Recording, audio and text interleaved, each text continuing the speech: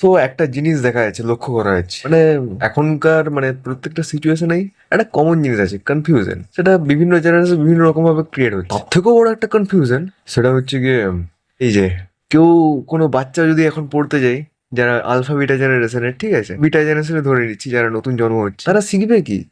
মানে এখন কোনো যাচ্ছে না যে এই যে দেখছি জল হচ্ছে, এই যে দেখলাম রোদ দিল, আর কিছুক্ষণের মধ্যে দেখলাম অন্ধকার হলো, মেঘ পুরো অন্ধকার, আবার বৃষ্টি, কেমন একটা গরম, পুরো একদম কুটকুটি কুটকুটি, কুটকুটি ভাব নয়, মানে কুটকুটি নয়, পাড়ার কাকিমাদের মধ্যে কুটকুটি নয়, আই থিঙ্ক কুটকুট কুটকুট, মানে যেটা চুলকানি ভাব গায়ের, সেটা করছে, কোনো ঘাম ঝরছে, হ্যাঁ হ্যানা ত্যানা, ঠিক আছে। তো কোনো জেনারেশনের এই জেনারেশনের বাচ্চাগুলো পড়বে কি? বলবে, কোনো স্যার যদি জিজ্ঞেস করে তুমি কটা কাল, কটা কাল না 5টা কাল, ওরা বলবে স্যার অসংখ্য কাল। মানে ওরা বুঝতেই পারছে না যে কি কাল, কখন গরম লাগছে, কখন ঠান্ডা লাগছে।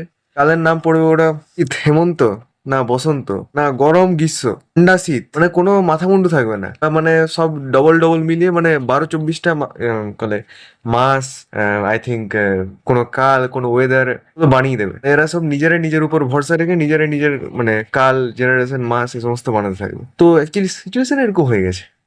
তো সিচুয়েশনের মধ্যে কারা কতটা ভুক্তভোগী, আই থিঙ্ক সেটা সবাই বুঝতে পারছে, দেখা যাচ্ছে। আই থিঙ্ক এমন সিচুয়েশন যে মানে কেন আমাদের পেছনে ছাড়তে চাইছে না, একদম গায়ে আটকে রইতে চাচ্ছে, পুরো একদম গায়ে লেগে পড়ে থাকতে।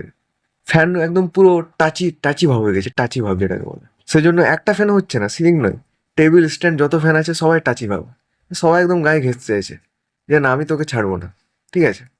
সো সো আই থিঙ্ক এটা সবার ক্ষেত্রে হচ্ছে।